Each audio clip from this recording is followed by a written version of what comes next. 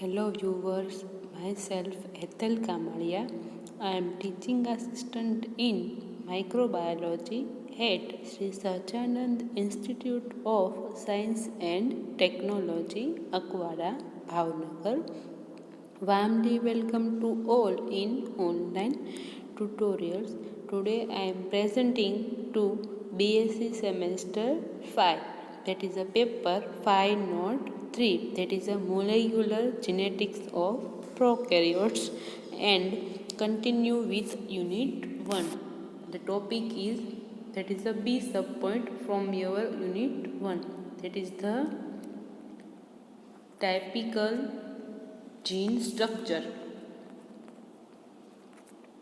આપણે જીનની ડેફિનેશન જોઈ ગયા. તો કે gene is a functional segment of our chromosome. તો કે જીન શું છે કે આપણા જે ક્રોમોઝોમ્સ છે એમની ઉપર આવેલું ન્યુક્લિયોટાઇડની નાની અમથી એક સ્ટ્રેચ, એને તમે જીન તરીકે ઓળખી શકો છો, કે જેમાંથી ફર્ધર પ્રોટીન્સ એટલે કે સેલ્સનું ફંક્શનલ પાર્ટ છે એ ફોર્મ થાય છે. એવું નહીં કે પ્રોટીન જ બને છે, એમાંથી ટીઆરએનએ અને આરઆરએનએ પણ બને છે. આપણે એની ડેફિનેશન છે એ આગળ જોઈ ગયા. તો જીન શું છે? તો કે જીન છે એ ક્રોમોઝોમ ઉપર આવેલો ન્યુક્લિયોટાઇડનો નાનો અમથો ફંક્શનલ સેગમેન્ટ છે. તો હવે આપણે વાત કરી કે જીન વિશે.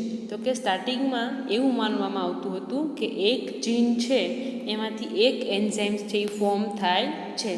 એટલા માટે one gene one enzyme hypothesis છે એ અસ્તિત્વમાં આવ્યો. એટલે કે એક એન્ઝાઇમ છે એ પોતે એક એન્ઝાઇમ બનાવવા માટે જવાબદાર છે. એટલે કે એક જીનમાંથી ફર્ધર એક એન્ઝાઇમ છે એ બને છે. પેલું એવા માનવામાં આવતું હતું. ત્યારબાદ આ હાઇપોથિસિસ છે એ મોડિફાઈ થયો. શેની અંદર? તો કે વન જીન વન પોલીપેપ્ટાઇડની અંદર. વન જીન વન પોલીપેપ્ટાઇડની અંદર. કઈ રીતે? તો કે એવું નોટિસ કરવામાં આવ્યું, અલગ અલગ સ્ટડી થયા એની અંદર એવું જોવામાં આવ્યું કે ઘણા એવા એન્ઝાઇમ્સ છે કે જેની અંદર એક કરતાં વધારે પોલીપેપ્ટાઇડ બનેલી આવેલી હોય છે.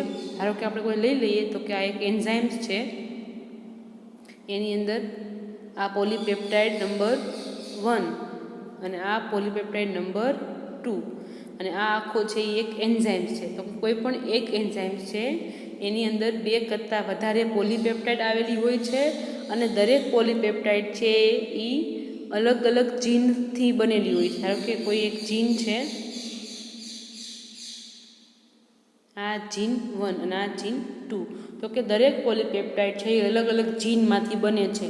તો અહીંયા one gene one enzymes hypothesis છે એ લાગુ પડતો નથી, કેમ કે એક એન્ઝાઇમ છે એની અંદર 2 પોલીપેપ્ટાઇડ છે, એટલે એક કરતાં વધારે પોલીપેપ્ટાઇડ છે, અને દરેક પોલીપેપ્ટાઇડ છે એ અલગ અલગ જીનમાંથી બને છે. એટલા માટે one gene one enzyme hypothesis છે એ મોડિફાઈ થઈ અને વન જીન વન પોલીપેપ્ટાઇડની અંદર કન્વર્ટ થયો. હવે વાત કરીએ કે આપણે જીનના સ્ટ્રક્ચર વિશે. તો આપણે પહેલાં જ કીધું કે ડીએનએમાંથી એકલા પ્રોટીન બનતા નથી, એમાંથી અલગ અલગ ટાઈપના આરએનએ બને છે. આરએનએના 3 ટાઈપ છે, એમઆરએનએ, ટીઆરએનએ અને આરઆરએનએ. મેસેન્જર આરએનએ, રિબોસોમલ આરએનએ અને ટ્રાન્સફર આરએનએ. આ 3 આરએનએ છે એ ડીએનએમાંથી છે એ બને છે. પહેલાં આપણે એના વિશે થોડું જોઈ લઈએ. આ તમારું ડીએનએ ડબલ હેલિકલ સ્ટ્રક્ચર.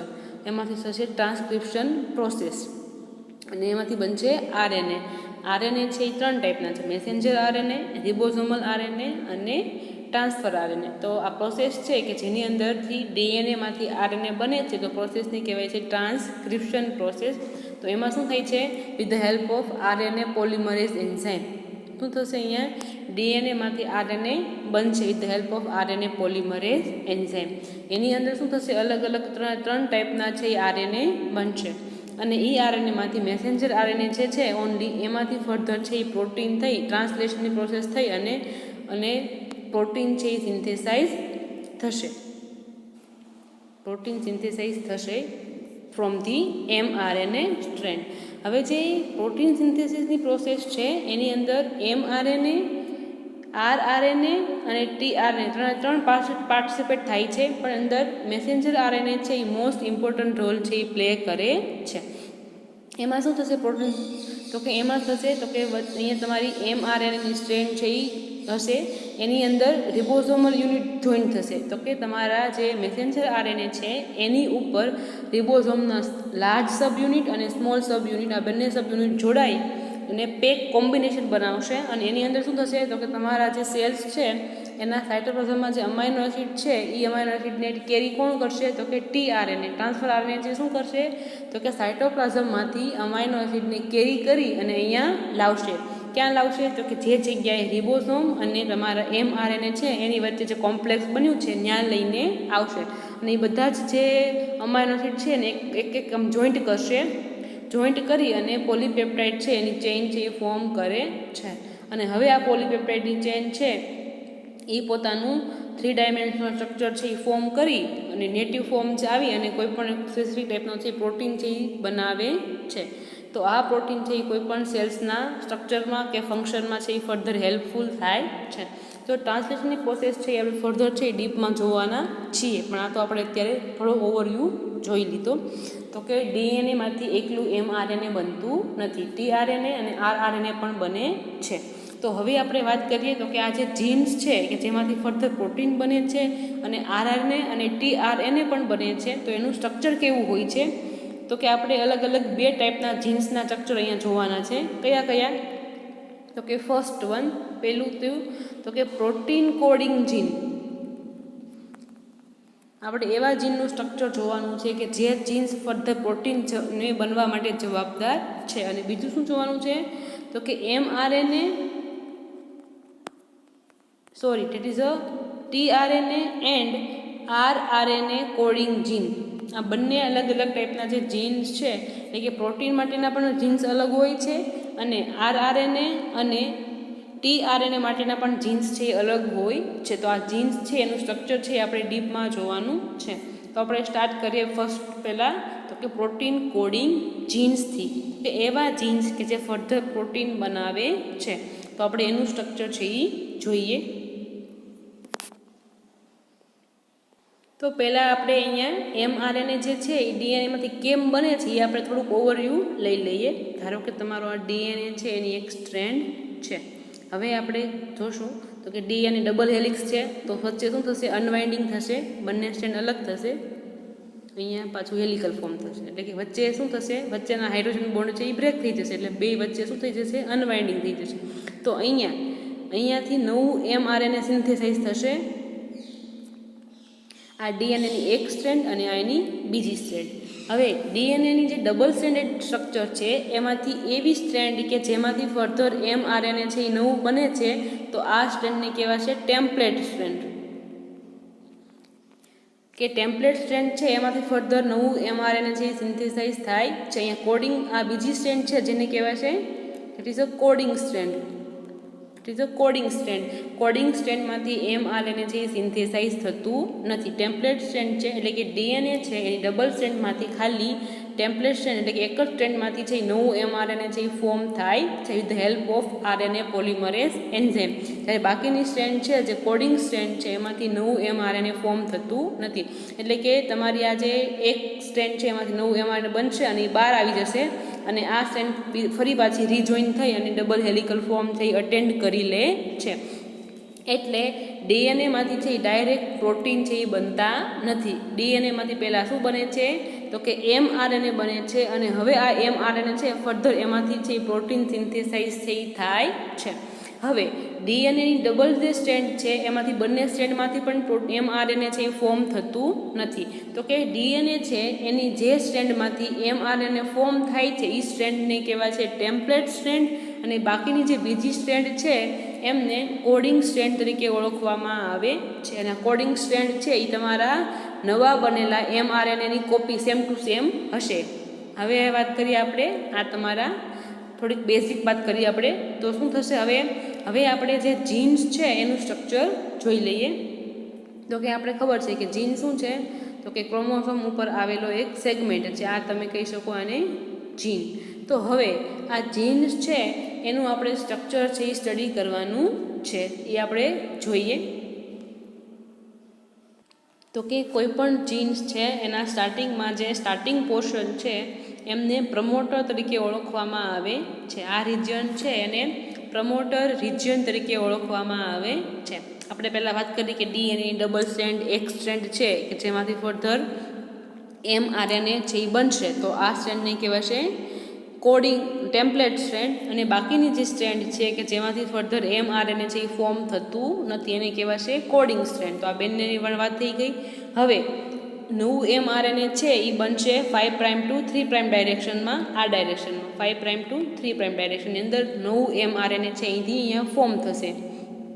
વચ્ચે અહીંયા ન્યુક્લિયોટાઇડ એડ થતા થશે અને નવું mRNA છે એ ફોર્મ થશે અને આ નવું mRNA છે એ તમારા ડબલ હેલિકલ સ્ટ્રેન્ડમાંથી બહાર આવી જશે અને એમાંથી ફર્ધર પ્રોટીન ને એવું બધું છે એ સિન્થેસાઇઝ થાય છે. તો આપણે હવે વાત કરીએ આપણે જીનના સ્ટ્રક્ચર વિશે. તો કે જીનના સ્ટ્રક્ચરમાં સૌથી પહેલો રિજિયન આવે છે that is a promoter region. હવે પ્રમોટર રિજિયન છે એમની અંદર 40થી 50 ન્યુક્લિયોટાઇડની બેઝ પેરનું નાનું અમથું એક સિક્વન્સ છે જેને સ્ટાર્ટિંગ સિક્વન્સ છે કે જેમને પ્રમોટર તરીકે ઓળખવામાં આવે છે. હવે જે તમારું જીનનું જે પ્રમોટર સિક્વન્સ છે એમની અંદર મેઇનલી બે સિક્વન્સ છે એ ઇમ્પોર્ટન્ટ રોલ પ્લે કરે છે. કઈ કઈ બે સિક્વન્સ? તો કે -35 અને -10 આ બે સિક્વન્સ છે એ મેઇન ઇમ્પોર્ટન્ટ રોલ પ્લે કરે છે. -10 મીન્સ 10મી ન્યુક્લિયોટાઇડની સિક્વન્સ અને 35 મીન્સ 35 નંબરની ન્યુક્લિયોટાઇડની sequence. That is it, nothing else. અહીંયા આપણે કહીએ 10 તો કે અહીંયા ATGC હોય, AT બેઝ પેરિંગ, તો આ 1 2 3 4 એમ 10મા નંબરની સિક્વન્સ છે એ અને 35 નંબરની તમારી બેઝ પેરિંગની સિક્વન્સ છે એ શો કરે છે. અને માઇનસ ઇન્ડિકેટ કરે છે એ આપણે પાછળથી કહીશું કે માઇનસ ઇન્ડિકેટ શું કરે છે, અત્યારે તમને સમજમાં આવશે નહીં. તો હવે વાત કરીએ આપણે આ તમારા પ્રમોટર ઉપર આવેલી બે સિક્વન્સ કે જે મેઇન રોલ પ્લે કરે છે. હવે પ્રમોટર શું કામ કરે છે? તો કે પ્રમોટર છે એ શું કામ કરે છે? તો કે RNA પોલિમરેઝ એન્ઝાઇમ્સ છે એની બાઇન્ડિંગ સાઇટ છે. તો કે that is a binding site for RNA polymerase enzyme. આપણે વાત કરી કે DNAમાંથી RNA બને છે with the help of RNA polymerase enzyme.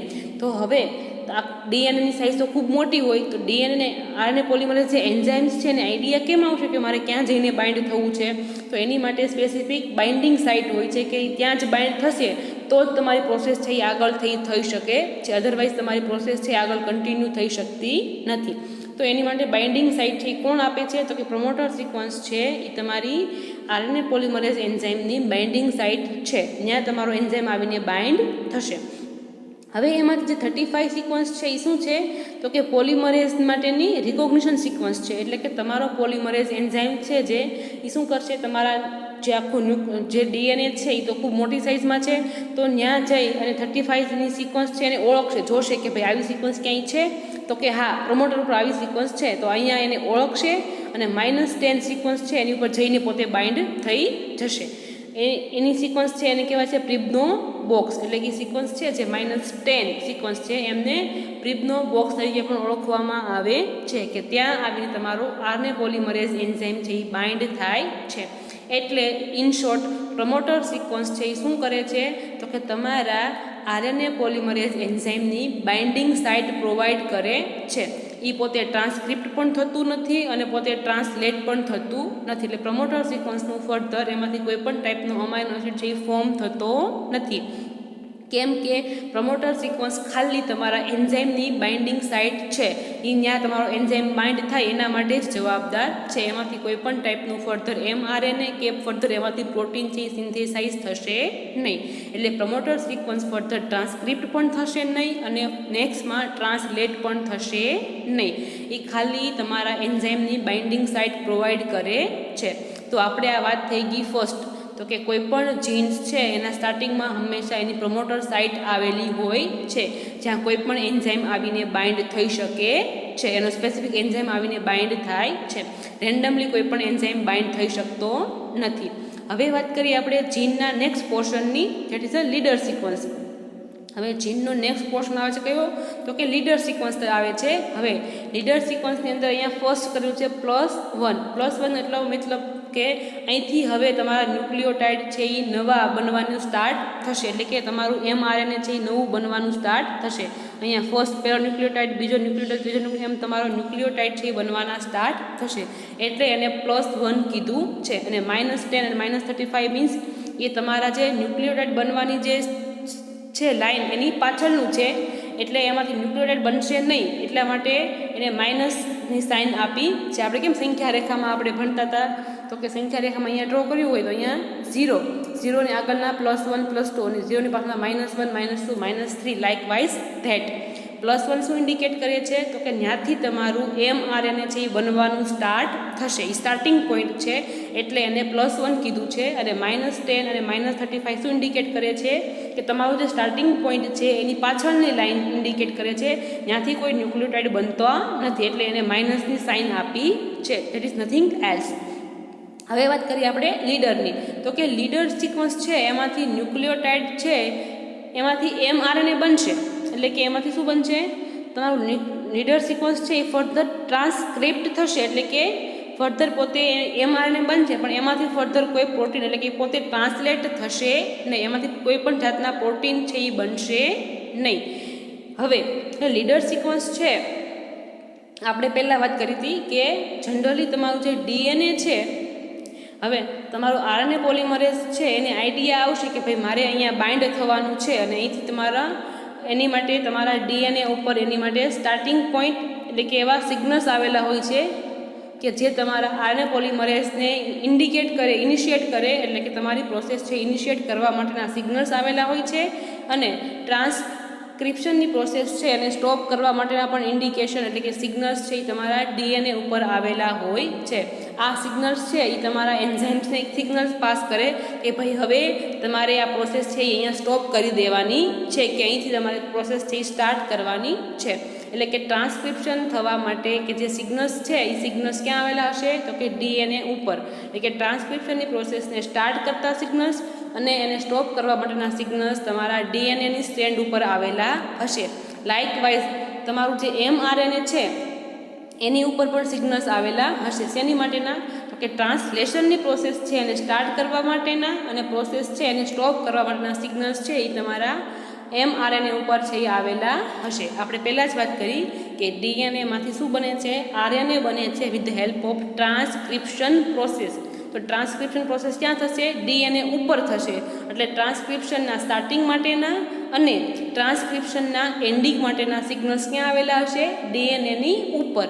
હવે વાત કરીએ આપણે તો કે શું, તો કે mRNA છે એમાંથી શું બને છે, તો કે પ્રોટીન બને છે, અને પ્રોસેસને કહેવાય છે ટ્રાન્સલેશન પ્રોસેસ. તો તમારું જે mRNA છે એમની ઉપર ટ્રાન્સલેશનને સ્ટાર્ટ કરવા માટેના સિગ્નલ્સ અને ટ્રાન્સલેશનને સ્ટોપ કરવા માટેના સિગ્નલ્સ આવેલા હશે, જે ઇન્ડિકેટ કરે છે એન્ઝાઇમ્સને કે ભાઈ તમારે હવે તમારું કામ શરૂ કરવાનું છે અને તમારે તારું કામ છે હવે બંધ કરી દેવાનું છે, એની માટેના સિગ્નલ્સ છે એ આવેલા હશે. તો તમારું જે લીડર સિક્વન્સ છે કે જેની ઉપર આવેલી છે સિક્વન્સ, દેટ ઇઝ અ સાયન-ડાલગારનો સિક્વન્સ. આ સિક્વન્સ શું ઇન્ડિકેટ સજેસ્ટ કરે છે, તો કે આ સિક્વન્સ તમારા ટ્રાન્સલેશનની સ્ટાર્ટિંગ સિક્વન્સ સજેસ્ટ કરે છે. એ ટ્રાન્સલેશન સ્ટાર્ટ સાઇટ છે એ પ્રોવાઈડ કરે છે. એ ક્યાં આવેલી હશે, તમારા mRNA ઉપર. એટલે કે લીડર સિક્વન્સ છે એ ફર્ધર ટ્રાન્સક્રિપ્ટ થાય છે, પણ એમાંથી કોઈ પણ જાતનો પ્રોટીન છે એ બનતો નથી, કેમ કે એ ટ્રાન્સલેશનને સ્ટાર્ટ કરતી સાઇટ છે, એમાંથી ફર્ધર કોઈ પણ જાતનો પ્રોટીન બનશે નહીં. એ ખાલી તમારા જે ટ્રાન્સલેશનની જે પ્રોસેસ છે એમને સ્ટાર્ટ કરવા માટે જવાબદાર છે. હવે વાત કરીએ આપણે તમારા જીનના આગળના પોર્શનની. હવે વાત કરીએ આપણે that is a main portion of gene, that is a coding sequence. તો કે આ કોડિંગ સિક્વન્સ છે એ ફર્ધર એમાંથી અલગ અલગ ટાઈપના છે પ્રોટીન્સ ને એવું બધું છે એ બને છે. હવે વાત કરીએ આપણે કોડિંગ સિક્વન્સ. તો કોડિંગ સિક્વન્સમાંથી શું બનશે, mRNA બનશે, અને એમાંથી ફર્ધર તમારું અલગ અલગ ટાઈપના છે પ્રોટીન સિન્થેસાઇઝ છે એ થાય છે. હવે જનરલી જે બેક્ટેરિયા છે એની અંદર જે કોડિંગ સિક્વન્સ છે એની અંદર પહેલો DNA ઉપર આવેલી પહેલી સિક્વન્સ કઈ હશે, તો કે TAC. હવે વાત કરીએ આપણે તો કે કોડિંગ રિજનની અંદર હંમેશા તમારી જે ટેમ્પલેટ સ્ટ્રેન્ડ છે કે જેમાંથી ફર્ધર mRNA બનવાનું છે, એ ટેમ્પલેટ સ્ટ્રેન્ડ ઉપર હંમેશા પહેલી સિક્વન્સ કઈ હશે, તો કે TAC. સી. અહીંયા તમારા ન્યુક્લિયોટાઇડની જે બેઝ પેરિંગ છે એ 3-3ના ફોર્મમાં વર્ક કરે છે. આને કહેવાય કોડોન.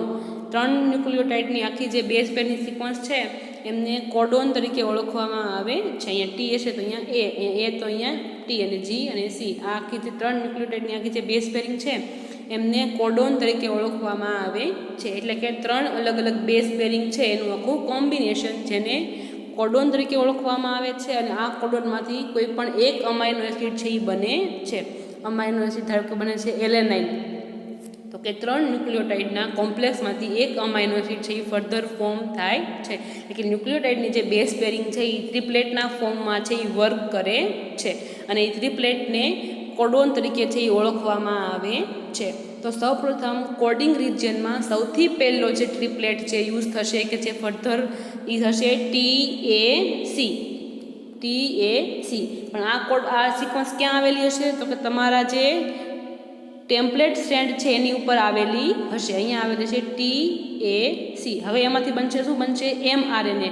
તો mRNAમાં શું હશે એની કોમ્પ્લિમેન્ટરી સિક્વન્સ હશે. એટલે ટીની જગ્યાએ શું હશે ધેટ ઇઝ અ A, અને ટીની જગ્યાએ હશે ધેટ ઇઝ અ યુ. અહીંયા શું આવે ટી હોય, પણ તમને ખબર છે કે આરએનએની અંદર જે થાઇમિન છે એની જગ્યાએ યુરાસિલ બેઝ આવેલો હોય જેમાં થાઇમિનની પ્રેઝન્સ હોતી નથી. એટલે અહીંયા આવશે યુ અને સીની આવશે અહીંયા જી. તો સૌપ્રથમ જે ન્યુક્લિયોટાઇડ સૌથી પહેલાં ફોર્મ થાય છે એ ન્યુક્લિયોટાઇડ છે AUG, કે જેને સ્ટાર્ટ કોડોન તરીકે પણ ઓળખવામાં આવે છે. સૌપ્રથમ બનતો કોડોન કે જે તમારી ટ્રાન્સક્રિપ્શનની પ્રોસેસ છે એમને સ્ટાર્ટ કરવાનું છે એ કામ કરે છે. અહીંથી તમારું ટ્રાન્સક્રિપ્શન છે એ સ્ટાર્ટ થાય છે. સ્ટાર્ટ થાય છે આગળથી જ, ક્યાંથી તો કે લેડર સિક્વન્સમાંથી જ સ્ટાર્ટ થાય છે ટ્રાન્સક્રિપ્શનની પ્રોસેસ. પણ લેડર સિક્વન્સ ફર્ધર છે એમાંથી કોઈ પ્રોટીન પોતે બનાવતું નથી. એટલા માટે આમ જોવા જઈએ તો ટ્રાન્સક્રિપ્શનની પ્રોસેસ તમારા કોડિંગ સિક્વન્સના પહેલાં સ્ટાર્ટ કોડોન AUGથી જ સ્ટાર્ટ થાય છે. તો પહેલો જે અમાઇનો એસિડ છે એ બને છે એ AUGમાંથી બને છે. એટલા માટે AUG કોડોન છે એમને સ્ટાર્ટ કોડોન તરીકે છે એ ઓળખવામાં આવે છે, કે જ્યાંથી તમારા પ્રોટીન છે એ બનવાનું સ્ટાર્ટ થશે. આગળ જે લીડર સિક્વન્સ છે એમાંથી પ્રોટીન છે એ બનતા નથી, ખાલી mRNA જ બને છે. હવે આપણે વાત કરી કે અહીંયા AUG છે એ શું છે સ્ટાર્ટિંગ કોડોન છે, સ્ટાર્ટ કોડોન છે, કે જે પહેલો એવો કોડોન છે કે જેમાંથી ફર્ધર છે એ પ્રોટીન છે એ બનશે. હવે જેમ જેમ તમારું RNA પોલિમર આગળ વધતું જશે એમ નવા કોડોન છે એ બનશે. હવે કોડિંગ રિજનમાં અહીંયા છેલ્લો પોર્શન છે એટલે સ્ટોપ કોડોન. એવો પણ એક કોડોન જે બનશે એ તમારી આખી જે ટ્રાન્સક્રિપ્શનની પ્રોસેસ છે એને સ્ટોપ કરવાનું છે એ કામ કરે છે. તો એ કોડોનને કહેવાય છે સ્ટોપ કોડોન. ત્યાર પછી તમારું જે જીન્સ છે એના સ્ટ્રક્ચરમાં પાર્ટ આવે છે ટેલરનો પાર્ટ આવે છે, that is a trailer part, અને that is a terminator part. તો ટેલરનું જે પોર્શન છે એ પણ ટ્રાન્સક્રિપ્ટ થાય છે પણ ફર્ધર ટ્રાન્સલેટ થતો નથી. એટલે એમાંથી કોઈ પણ જાતના પ્રોટીન બનશે નહીં, કેમ કે એ પોતે ટ્રાન્સક્રિપ્ટ થાય છે પણ ટ્રાન્સલેટ થતો નથી.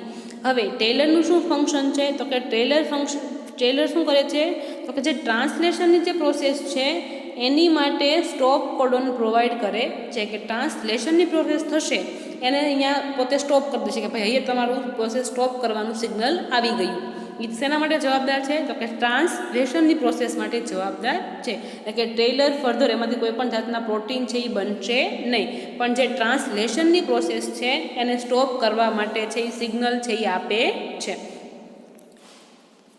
હવે ટેલર પછી આવે છે ધેટ ઇઝ નેક્સ્ટ છે ટર્મિનેટર આવે છે. Next sequence that is terminator sequence.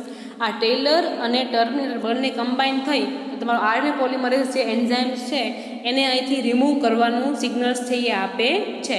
એટલે કે તમારા એન્ઝાઇમ્સ છે એને એવા સિગ્નલ પાસ કરે છે અને પ્રિપેર કરે છે કે ભાઈ તારે હવે તારું વર્ક છે એ પૂરું થઈ ગયું છે અને તારે અહીંથી રિલીઝ થવાનું છે. આ બંને વર્ક કોણ કરે છે? ટેલર અને ટર્મિનેટર કમ્બાઈન થઈ અને પોલિમરેઝ એન્ઝાઇમ્સ છે એને તમારી DNA ઉપરથી રિલીઝ કરવા માટે છે એ જવાબદાર છે. તો આ વાત થઈ ગઈ તમારા આખા જીનના સ્ટ્રક્ચર વિશે.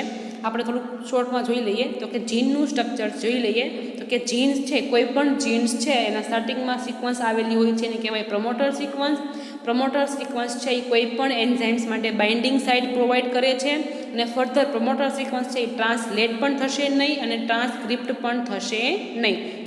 એ ખાલી તમારા એન્ઝાઇમ માટે બાઇન્ડિંગ સાઇટ જ પ્રોવાઈડ કરવાનું કામ કરે છે. નેક્સ્ટ જોઈએ તો લેડર સિક્વન્સ. તો લેડર સિક્વન્સ શું કરે છે? એ પોતે ટ્રાન્સક્રિપ્ટ તો થાય છે, એટલે કે એમાંથી mRNA બને છે, પણ એમાંથી કોઈ પણ જાતનો પ્રોટીન બનશે નહીં. હવે લેડર પછી આવશે that is a coding sequence. આ સિક્વન્સ તમારી મેઇન સિક્વન્સ છે, જે કોઈ પણ પ્રોટીન્સ છે એને કોડ કરે છે, એટલે એમાંથી mRNA બનશે અને આમાંથી ફર્ધર છે એ અમુક ટાઈપના સ્પેસિફિક ટાઈપના પ્રોટીન છે એ બને છે. ત્યાર પછી આવશે ટર્મિનેટર સિક્વન્સ અને ટેલર સિક્વન્સ. જે શું કરે છે? તમારા જે એન્ઝાઇમ્સ છે that is a RNA polymerase enzymes, એને એવા સિગ્નલ્સ આપે છે કે ભાઈ તારું ફંક્શન અહીંયા પૂરું થઈ ગયું છે, હવે તારે અહીંથી રિલીઝ થવાનું છે, એટલે તમારા એન્ઝાઇમ્સને રિલીઝ કરવા માટે જવાબદાર છે. ટેલર અને તમારું લીડર સિક્વન્સ બંને that is a sequence that is a leader sequence અને ટેલર સિક્વન્સ બંને સિક્વન્સ શું થશે? ટ્રાન્સક્રિપ્ટ થશે, એટલે કે એમાંથી mRNA બનશે, પણ એમાંથી ફર્ધર કોઈ પણ જાતના છે એ પ્રોટીન બનશે નહીં. એ પોતે કોઈ પણ પ્રોટીન છે એ બનાવતા નથી, ખાલી કોડિંગ સિક્વન્સમાંથી જ પ્રોટીન છે એ સિન્થેસાઇઝ થશે. ટેલરમાંથી અને લીડરમાંથી કોઈ પણ જાતના પ્રોટીન સિક્વન્સ છે એ પ્રોટીન બનશે નહીં. એ પોતે શું કરે છે? તમારા લીડર અને ટેલર તો કે ટ્રાન્સલેશનની જે પ્રોસેસ છે એની માટેના સ્ટાર્ટિંગ માટેના અને એના સ્ટોપ માટેના સિગ્નલ્સ છે એ પ્રોવાઈડ કરે છે. તો આ વાત થઈ ગઈ આપણે જીનના સ્ટ્રક્ચર વિશે. કયા જીન? તો કે પ્રોટીન કોડિંગ જીન્સના સ્ટ્રક્ચર વિશે. હવે આપણે નેક્સ્ટ લેક્ચરની અંદર tRNA અને rRNA જે છે એને કોડિંગ કરતા જીન્સ છે એમના સ્ટ્રક્ચર વિશે જોશું. હવે આપણે પહેલાં જ વાત કરી હતી તો કે જનરલી આપણે એકવાર જોઈ ગયા છીએ તો કે આપણે જોયું તો કે જે બેક્ટેરિયા છે એનું જે ક્રોમોઝોમ્સ છે એનું ધારો કે DNA છે, તો એનું કોડિંગ સિક્વન્સ છે, તો એના કોડિંગ સિક્વન્સ વચ્ચે કોઈ પણ જગ્યાએ નોન કોડિંગ સિક્વન્સ છે એ આવેલી હોતી નથી. Coding sequence that is known as exons. બધા જ એક્ઝોન્સ આવેલા હોય છે. Introns means that is a non coding sequence. પણ જે યુકેરિયોટિક સેલ્સ છે એની અંદર એક્ઝોન્સ અને ઇન્ટ્રોન્સ એ બંનેની પ્રેઝન્સ છે એ જોવા મળે છે. જ્યારે બેક્ટેરિયાની અંદર ઇન્ટ્રોન્સ એટલે કે નોન કોડિંગ સિક્વન્સની પ્રેઝન્સ છે એ જોવા મળતી નથી. આ છે બેક્ટેરિયા એટલે કે પ્રોકેરિયોટ્સ અને આ છે યુકેરિયોટ્સ. યુકેરિયોટ્સમાં નોન કોડિંગ સિક્વન્સ છે એની પ્રેઝન્સ છે એ જોવા મળે છે. એટલા માટે ટ્રાન્સક્રિપ્શનની પ્રોસેસ થઈ ગયા પછી mRNA બની ગયા પછી આ જે બધા જ ઇન્ટ્રોન્સ છે, તમારો ઇન્ટ્રોન્સ એક્ઝોન્સ આ બધા જ આ તમારું છે mRNA. આ વાત કરીએ આપણે યુકેરિયોટ્સની, તો યુકેરિયોટ્સની અંદર જે mRNA બને છે એની અંદરથી ઇન્ટ્રોન્સ છે એ રિમૂવ થઈ જાય છે અને ખાલી એક્ઝોન્સ છે એ જોઈન્ટ થઈ અને પછી ફર્ધર એમાંથી છે એ પ્રોટીન સિન્થેસિસની પ્રોસેસ છે એ થાય છે. એટલા માટે આવો કેસ છે એ બેક્ટેરિયાની અંદર જોવા મળતું નથી, કેમ કે બેક્ટેરિયાની અંદર ઇન્ટ્રોન્સ એટલે કે નોન કોડિંગ સિક્વન્સની પ્રેઝન્સ હોતી નથી. એટલા માટે એની અંદર તમારો સ્પ્લાઇસિંગની પ્રોસેસ છે એ પણ જોવા મળતી નથી. જ્યારે યુકેરિયોટ્સની અંદર ઇન્ટ્રોન્સ એટલે કે કોડિંગ સિક્વન્સ અને નોન કોડિંગ સિક્વન્સ બેઝની પ્રેઝન્સ છે એ જોવા મળે છે. એટલા માટે એકવાર ટ્રાન્સક્રિપ્શન થઈ ગયા પછી જે mRNA બને છે એની અંદર એક્ઝોન્સ અને ઇન્ટ્રોન્સ બેયની પ્રેઝન્સ હોય છે. આ તમારું એક્ઝોન્સ અને ઇન્ટ્રોન્સ આ બંનેની પ્રેઝન્સ છે એ હોય છે. એટલા માટે આમાંથી પ્રોટીન બનતા પહેલાં પ્રોસેસ થશે દેટ ઇઝ RNA સ્પ્લાઇસિંગ, જેની અંદર શું થશે? તમારા ઇન્ટ્રોન્સ છે એ રિમૂવ થઈ જશે, કટ થઈ જશે અને ખાલી એક્ઝોન્સ જોઈન્ટ થશે, એટલે કે કોડિંગ સિક્વન્સ જોઈન્ટ થશે અને ફર્ધર આમાંથી છે એ પ્રોટીન સિન્થેસિસ આગળ કેરી આઉટ થશે. RNA સ્પ્લાઇસિંગની પ્રોસેસ છે એ યુકેરિયોટ્સની અંદર જોવા મળે છે, જ્યારે પ્રોકેરિયોટ્સની અંદર જોવા મળતી નથી, કેમ કે પ્રોકેરિયોટ્સની અંદર નોન કોડિંગ સિક્વન્સની પ્રેઝન્સ પણ જોવા મળતી નથી. તો આ વાત થઈ ગઈ આપણે પ્રોટીન કોડિંગ જીન્સ હોય એનો સ્ટ્રક્ચર વિશે. હવે આપણે નેક્સ્ટ લેક્ચરની અંદર જોશું કે rRNA અને tRNA છે એને કોડ કરતા જે જીન્સ છે એમનું સ્ટ્રક્ચર કેવું હોય. That's it. Thank you.